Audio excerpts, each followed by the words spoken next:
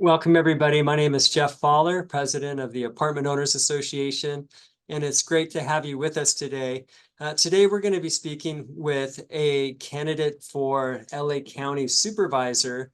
And you may ask, well, why are we doing that? That's not necessarily going to help me make more money or save more money like you always talk about, Jeff.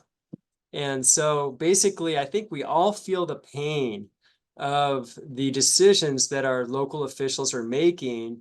And so we just want to share other options that are out there so that when you go to vote, you know who it is that you're actually voting for.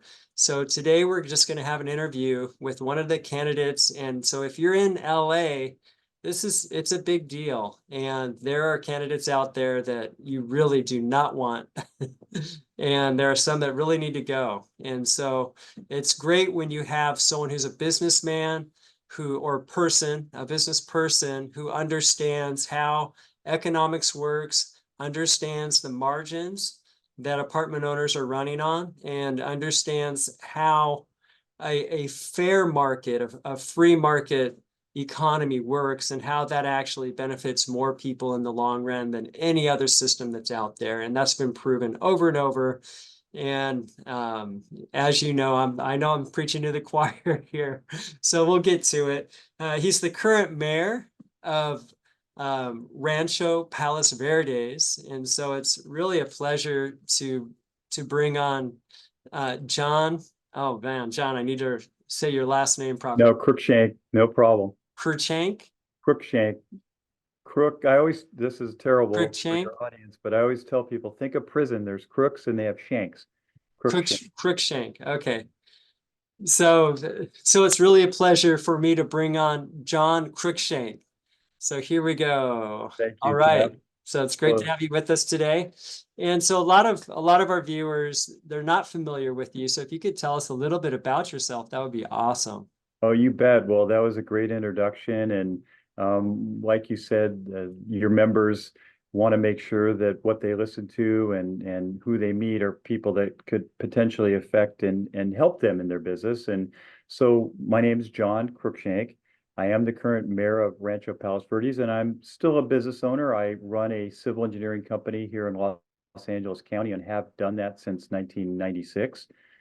I'm a third generation Los Angeles County resident, and I care deeply about the county. And over the last few years, as an elected official myself, I've seen the effect of how our politicians here in Los Angeles County and, of course, the state of California affect all of our lives, not just personal lives, but our business lives.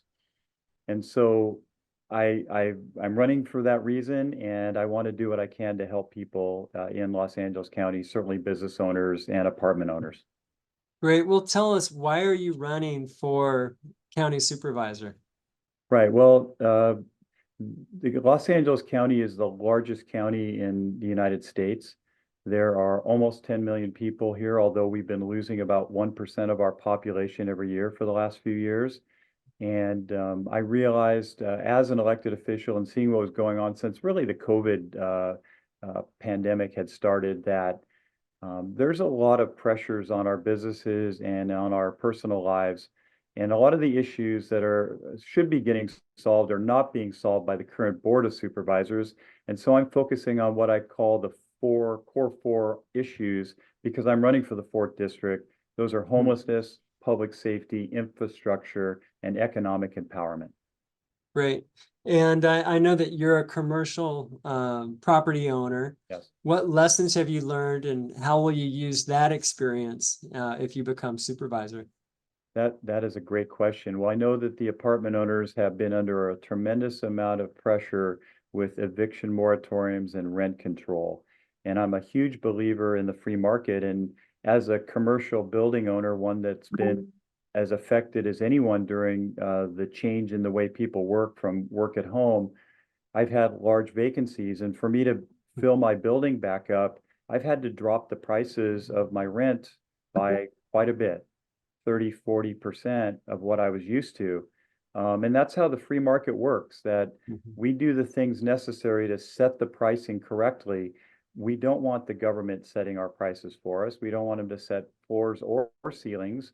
We want to be able to utilize the free market. And that's how we, as either commercial building owners or apartment building owners, can make our investments work for us and actually turn a better profit, at least one enough to keep us viable so we don't have to sell our assets. So that's the lessons I've learned. Right. It's funny how, socialism talks about being for the people, but really the market is the people. It's everybody making the choice instead of a few select elites that are in ivory towers. So I love that. How do you plan on bringing that back into LA County? Well, so of course, people know that Board of Supervisors typically have 5 people on the board, and Los Angeles County is no exception. I would say that the current makeup of the Board of Supervisors, you have probably 4, it's nonpartisan, but you have 4 Democrats and 1 Republican. And I would say the 1 Republican is clearly more free market than the 4 Democrats. I'm a registered Republican, and I do believe in the free market and individual rights and rights for businesses. And so you have to get 3 votes to make any type of changes in LA County. And I've always considered myself a consensus builder. And even though you might have different personalities, one of the things I want to do is to work to eliminate these eviction moratoriums and to eliminate as many rent controls as we can, so that we can allow our apartment owners and building owners to prosper. But to do that, I do need to build a consensus. And there does need to be potential horse trading of things that I believe in for the free market, but also maybe give a little on some of the things that the other supervisors want to see done, because I believe the free market is something that will allow Los Angeles County to really, really thrive again. And that's important to me. Right. And I know you had a booth at the trade show not too long ago, and you listened to a lot of our members. And what did you hear? What did you come away with from that time and speaking with our people? Well, I had a lot of people come up to me, and they were telling me just how difficult it is for them to be apartment owners. There's a lot of things that are being burdened upon them, whether it be adding solar panel systems to their buildings, whether it be doing mandatory upgrades, whether it be the fact that they can't raise prices enough to pay their bills. And so they're actually underwater on their investments, and the government's basically forcing them to sell their properties. And so I didn't hear a lot of positive stories. When I told them that I was a free market person and I don't believe in the things that they're being hit with right now by our state and county government, I think they were hopeful. I think they realized that if you do vote the right people in that are listening to them and not just listening to political parties, there's an opportunity to make some real changes and to get the government off of our apartment owners' backs. And so even though they were frustrated, I think the apartment owners, they were there, hopeful. They're always hopeful. These are people that are entrepreneurs that have worked their entire lives, their life savings, they put into these investments. And so they certainly don't want to see those get affected any more than they already have. And they would love to be able to help participate in the future with the county government to help make these rules and ordinances instead of always having these just mandated upon them without them being heard. Right. Great. Great. All right. And you're a strong advocate for local control versus state control. Is I that am. right? And then there's an article that the Epic Times ran for you, California cities that are forced to build unaffordable housing. So that was quite an article. How do you think the apartment owners can help with our housing issues? Well, so we've heard a lot about how young families and others have difficulty getting into the housing market. And yeah, I mean, my story is probably like many others. When I was first engaged and then married, we were in an apartment. That's what we could afford at that point, and we saved enough money to then buy a townhome, and then from there we bought our first home, and then we bought another home that was a little bit better. That's just how you have to build up equity. And so I guess that's the first thing, that by leading by example, how it's done, you can't just give people housing. People do need to work hard to be able to move up in the economic chain. And so there was no real getting around that.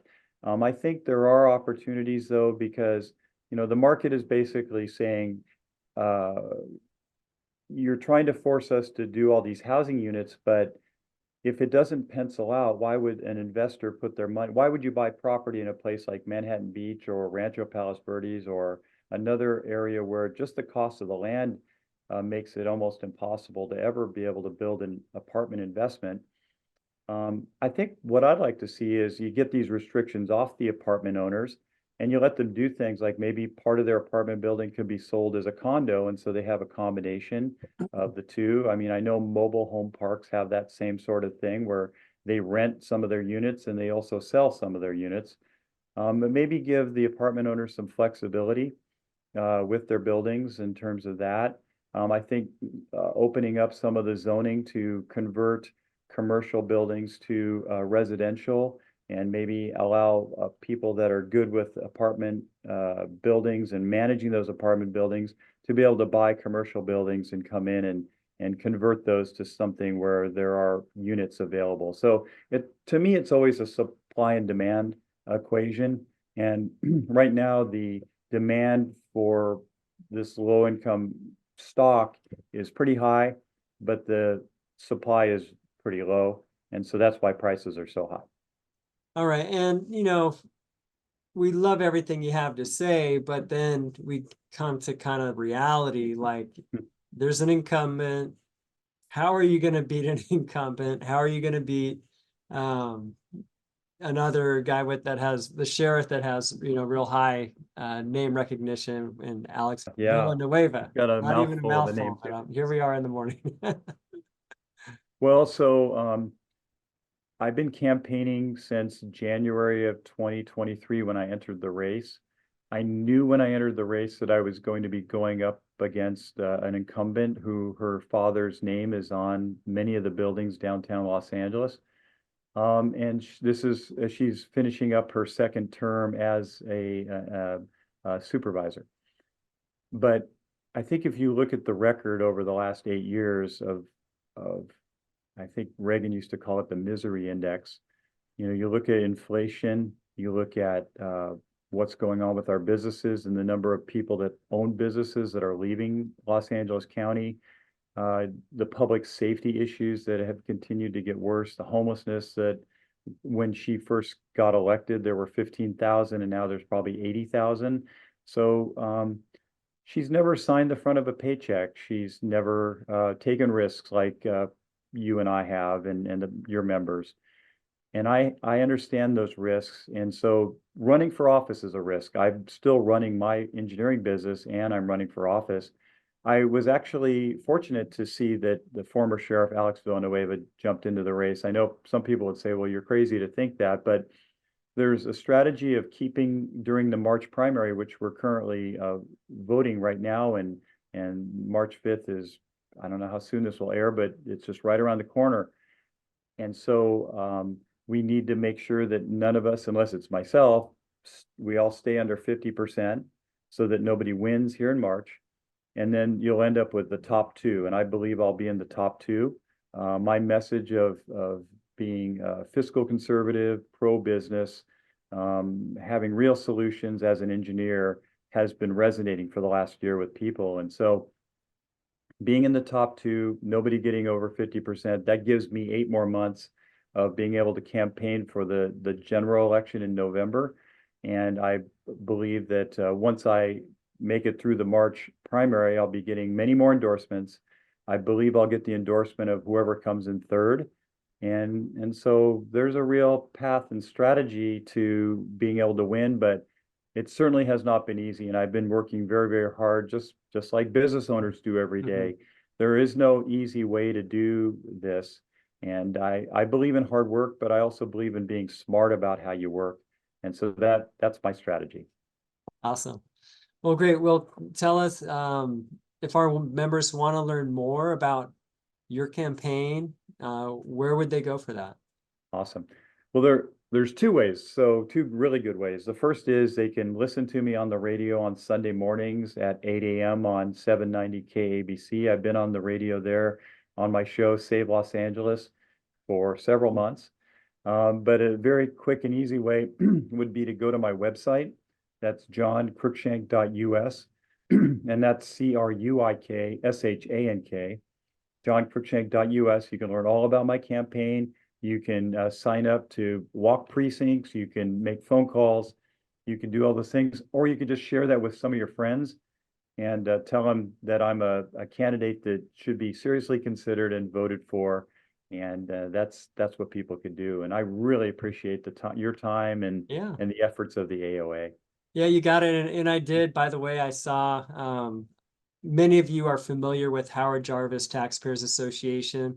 I saw that you got their endorsement, and they've put out a just a list of endorsements for this election cycle, and we really appreciate that. We're going to put that article online, and your name is definitely listed there, and which I'm sure you're well aware of. I am. I'm very proud of that, actually, because the Howard Jarvis Taxpayers Association typically does not endorse county candidates. It's usually Right. state candidates. So they understand the importance of Los Angeles County, and they took time and consideration. And I was one of those things I was very persistent on, but when they sent that endorsement letter, I was very proud. Right. Well, congratulations on that. Best of luck to you. Thank you. And for all of you that are in LA County, man, now's the time to wake up and do what you can to get people elected that are going to be better for housing. And really, it's not just our industry, more than an industry thing. It's a quality of life for everybody thing. And it's happens best when everybody's able to make choices instead of just a select few controlling and micromanaging all of us. And I know you felt the pain of it. And anyway, so here we have opportunities. So best of luck to everybody. We're dedicated to your real estate success, and we'll see you next time.